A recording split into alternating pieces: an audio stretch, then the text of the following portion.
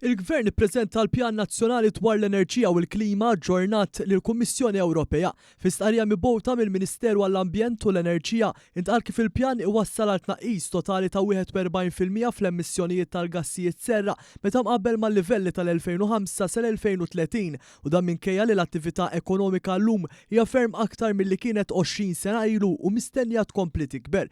Pajjiżna se jara tnaqqis ta' 77% fit-tniġġis mill-ġenerazzjoni tal-enerġija meta mqabbel mal-2005, primarjament minħabba l-bidla mill-heavy fuel oil għal gas u l-interkonnessjonijiet tal-elettriku b'interkonnektor li tlesta fl-aħħar snin u ieħor mistennijiet lesta fis-snin ġejjin.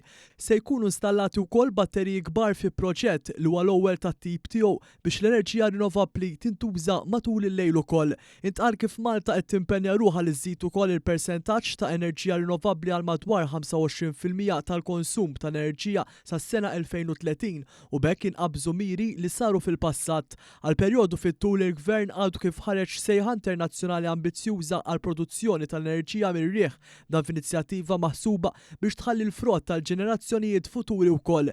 Is-settur tal-iskart li diġà ra bidliet kbar mistenni jara tnaqqis ta' 59% fl-emissjonijiet meta mqabbel mal-livelli tal-2021 dan permezz ta' pre-sorting facilities, impjant tal-iskart organiku, sistemi ta' estrazzjoni tal-gass biex l-iskart minflok jintrema fil-miżbla jiġi mibdul f'enerġija u l-implementazzjoni tal-proġetti tal-waste to energy.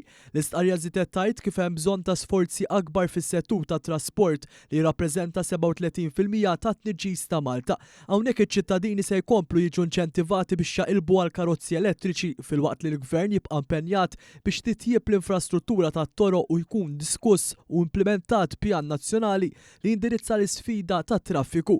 Ġie notat kif anke s-settur tal-kostruzzjoni jeħtieġ jagħmel bidliet biex ikun aktar sostenibbli fejn il-Gvern qed jimmira li appoġġja ċ-ċittadini u n-negozji fl-implementazzjoni ta' dawn il-bidliet. Dan jinkludi l-aġġornament tad-dokument tekniku dwar l-effiċjenza tal-bini, feed-in tariffs, ħażna tal-enerġija fil-batteriji, heat pumps, boilers tax-xemx għall-ilma sħun, l-inizjattiva Irrinova Darek imnedija mill-ġdid għall-familji kif ukoll l-iskemi Smart and Sustainable għan-negozji, l-installazzjoni mandatorja ta' sorsi ta' enerġija rinnovabbli fuq bini li jilħaq il-limitu massimu ta' oli u l-approvazzjonijiet prioritarji wkoll se taċċelera l-bidla lejn enerġija aktar nadifa. Dwar dan il-Ministru responsabbli Mirjam Dalli qalet kif il-pjan jirrappreżenta impenn trasformattiv biex insaħħu Malta aktar sostenibbli u reżiljenti.